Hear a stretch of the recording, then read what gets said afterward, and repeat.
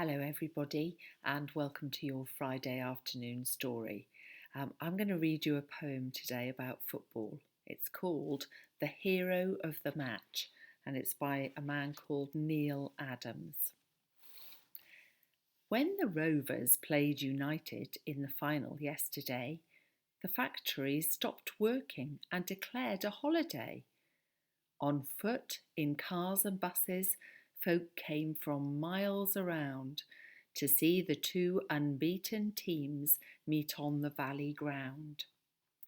The winter sun was shining and a chill was in the air. A bitter wind was blowing, but no one seemed to care. They sang and laughed and whistled, and oh, but it was grand to hear the mighty cheer they gave as the players left the stand. United were the bigger team. They played in black and white. They were fearsome in the tackle and they dearly loved a fight.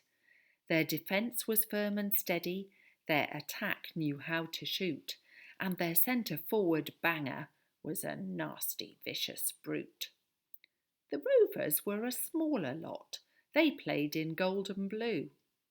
Their movements were delightful, their passes straight and true. They could trap and shoot and dribble, and they really knew the game. Their captain was the goalkeeper. Bill Sprightly was his name. The referee blew his whistle, and the tussle had begun. United's burly winger made a fast and dangerous run. But the Rovers' fullback tackled him as quickly as he could and kicked the ball out swiftly to where his forward stood. Then back and forth the struggle raged and neither side could gain, for United had the strength and force, but Rovers had the brain. At every shot and corner the club's supporters roared, but when the half-time whistle went, neither side had scored. When the second half had started, the Rovers had the ball. Jim, the half-back, took it and passed it on to Paul. He beat the United's fullback, swerved and gave a shout as he kicked it past the goalie, who was slow in coming out. A goal! The crowd was roaring, and United gave a groan. But Banger set his teeth and swore he'd win the match alone. When the centre had been taken, he started the attack and charged a Rovers forward in the middle of the back. For half an hour, United fired shots into the goal, but Sprightly was unbeatable. He saved them, one and all. Then Banger rushed in madly. He charged with all his might, and when they picked Bill Sprightly up, his face was very white. His left arm hung down limply. His face was streaked with blood.